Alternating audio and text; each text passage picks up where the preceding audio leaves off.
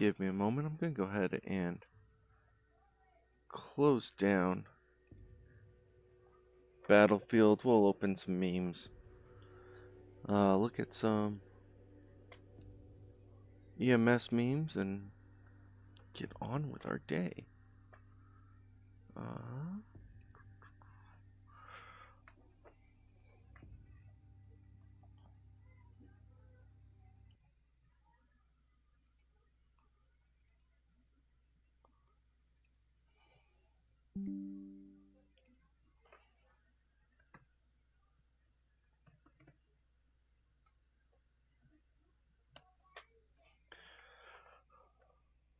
Everything's still going.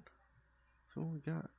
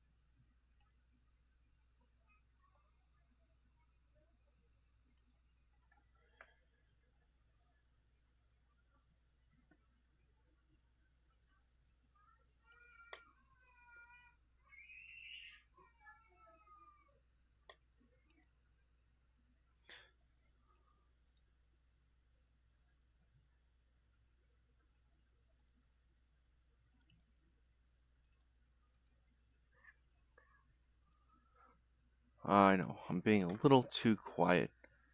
Let's get these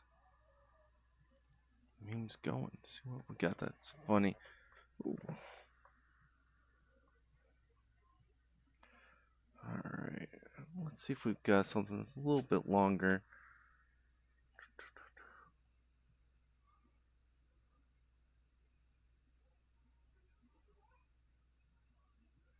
Got a compilation.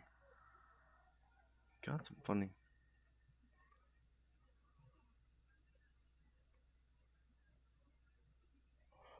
Alright.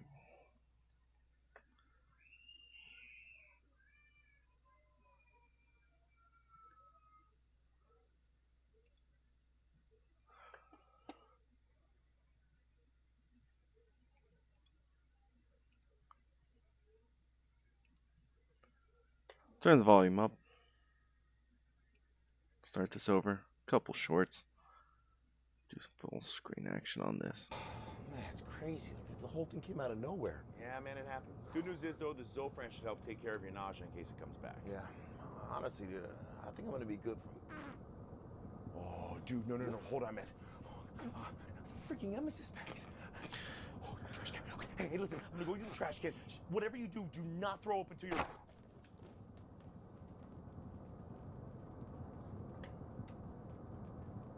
hands. Can I still have that Zofran? Yeah, don't throw up in your hands.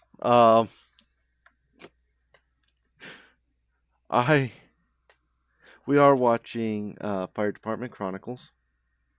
Definitely check them out. Let's see if I can save that. Copy link.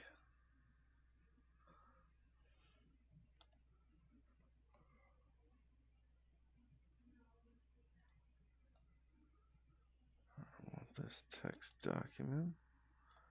We're just gonna move this so I can save stuff to it.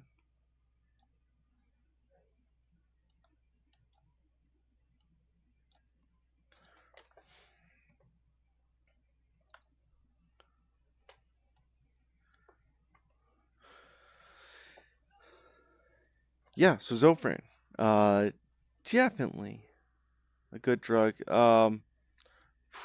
Probably not gonna do too much. I believe once you start vomiting, it's kind of all over. I like to keep emesis bags really several places.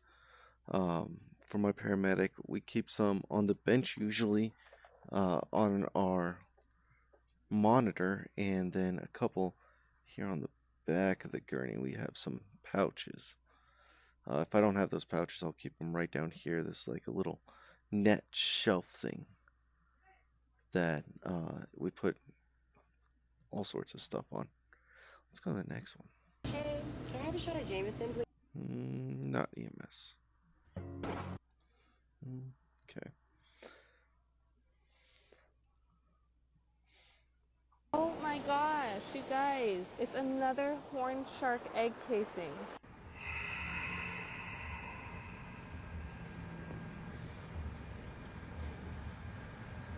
No. Oh my gosh, you guys, it's another. I have very little experience on people shoving stuff where it doesn't belong. So, for some reason, we just don't have much.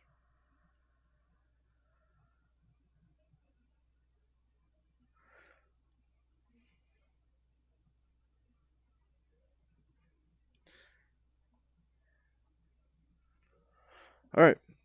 14 things you never want to hear from a paramedic.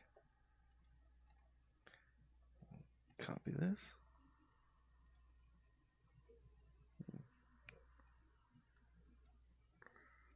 Over. They don't know it's your first day. I'm sorry, what? Huh? Yeah, that's definitely not supposed to have been that way. We're gonna be getting to the hospital in a couple. Hey, Mike, drive faster. Hi, God, it's me again. You know, I gotta tell you, that is not the way I expected that to go. No. Huh. That's interesting. Lidocaine.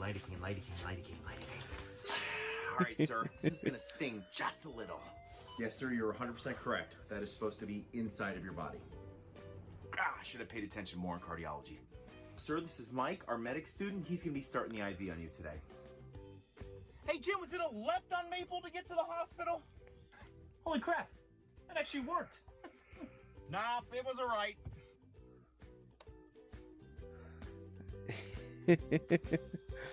I have been there for plenty of this. We usually like to make jokes, especially with good-natured patients. Things like, "Oh, we're only allowed to drop people on whatever day of the week it is." Yeah,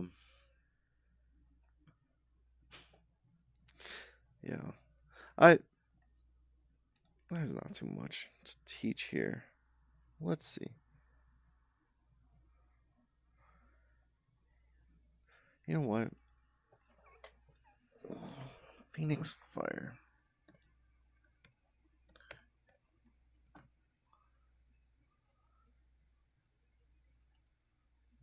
It just came out. They had a thing that Phoenix.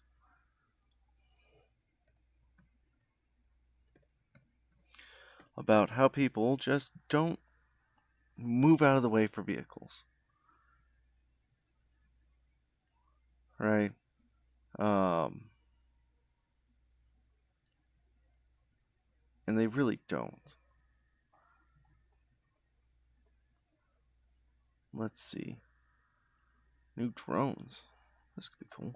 Let's check this out.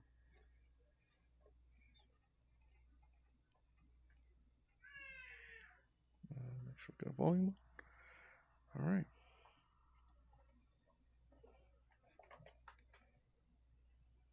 New at 10, the Phoenix Fire Department is rolling out a new high-tech vehicle to support its drone unit.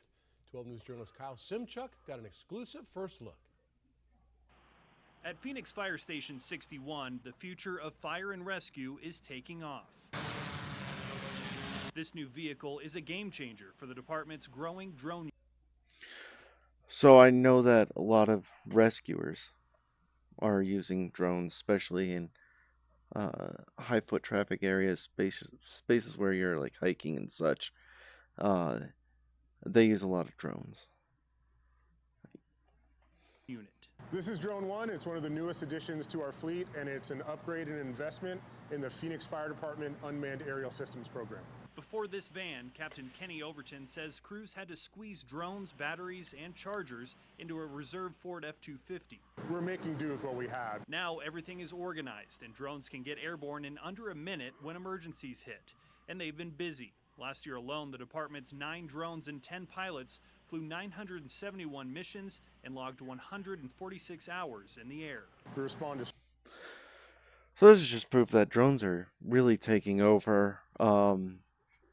Not going to take all the jobs yet, but it's really interesting because, especially from a rescue standpoint, you can go in and say you've got a hiker down, something like that, but you can go in with a drone and find them fairly easily, get a good idea of where they are.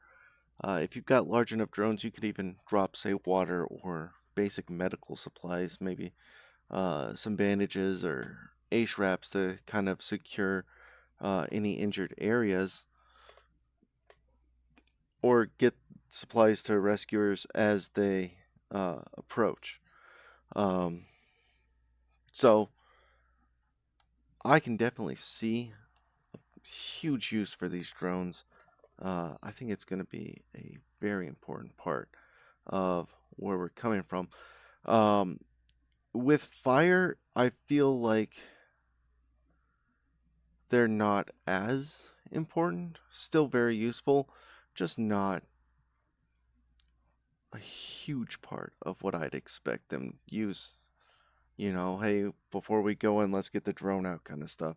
I think that it's probably going to be mostly search and rescue kind of stuff and just locating patients in hard to reach areas. structure fires. We respond to mountain rescues and reports of lost hikers. We also use these for mapping. We assist our fire prevention and our GIS teams in creating accurate maps for our crews. Some drones have thermal cameras that can see through smoke and identify hotspots. They can also drop flotation devices, and an onboard speaker allows pilots to communicate with people being rescued. Smaller drones can be launched inside hazmat areas or unstable buildings. So the speaker and the dropping stuff, that's really what I expect these drones to excel at. Hazmat areas, that makes a lot of sense too. If you can go in and search for people, you can limit the amount of time you have people in the hazardous area, and you can just get everyone out and have a good plan just all around. So those applications are where drones make the most sense for me. Structure fires and such, it's not as big a requirement, I feel like. I do think it's neat that they're using a single vehicle to fly the drones out of. But it'll be interesting to see how this all develops. This is a tool to keep our firefighters safer and to give our command officers the best information possible as quickly as possible. As we were filming, Drone 1 was dispatched to a real-life emergency.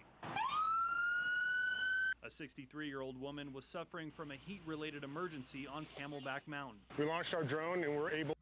So this is exactly what I'm talking about. This is where drone use makes the most sense, right? Because typically you would have like a helicopter searching for them if they don't know their exact location. Now you can launch a drone, find them fairly easily, especially with color in the desert. On thermal, a lot of this is going to be same temperature or brighter than the lady who they're rescuing up here. So yeah, I think this is exactly where you want it. And I can see a lot of fire departments having one, maybe two of these units, especially if they have areas that are search and rescue. To find the patient very quickly based on location. We radioed that information to our command, and they're able to dispatch our technical rescue teams up the mountain appropriately. The rescue lasted about an hour. The woman made it down the mountain on her own 2 feet, with the help of rescue teams. Our people are great at what they do, and this is just another tool in our toolbox to make them even more effective. Drone 1 has only been in service for a month, but it's already proving its worth. Seeing it in action makes you wonder what firefighters 100 years ago would think about this 21st century technology. I think they'd be amazed. I mean, getting intel in general is great. Obviously, rescue operations, hazmat, that kind of stuff. These drones are awesome, right? Especially if it's big enough to carry small things like water bottles, a few small medical supplies that you can drop to a person to help them kind of get themselves a little bit better sorted out, or to get extra supplies for rescuers, that kind of stuff. Um, but just the location and stuff, I feel like it's a secondary thing for fires altogether. Now, obviously, I'm not a firefighter, so I will let firefighters actually speak on that more in the comments. But it's not going to be as prevalent going into fires as it is for search rescue kind of applications. Hey, as I can tell you, I've been on the job for 20 years, and 20 years ago, I thought I was just going to take a hand line into a house fire and put the fire out. And now I control a drone to give our information to our crews in the best way possible. In Phoenix, Kyle Simchuk, 12 News. That is very cool technology. I think we're probably going to end it there. Yeah, so we've got drones. We have obviously a lot of interesting stuff that is going on. But drones are taking over. They're taking a lot of our jobs and This is the story doing of the very lucky well. ones. The crew member. Very useful pieces of technology that I'm excited to see how they develop. What do you think is going to go on with those next? All right. This is Code with Simple Skull. And yet again, 1 second. Let's put that. If you are feeling depressed or thinking about killing yourself, just want to die, anything like that, please don't hesitate to call 988. That is going to be the emergency suicide prevention hotline. That number again is 988. All right. Everyone, have a wonderful day and hope to see you again.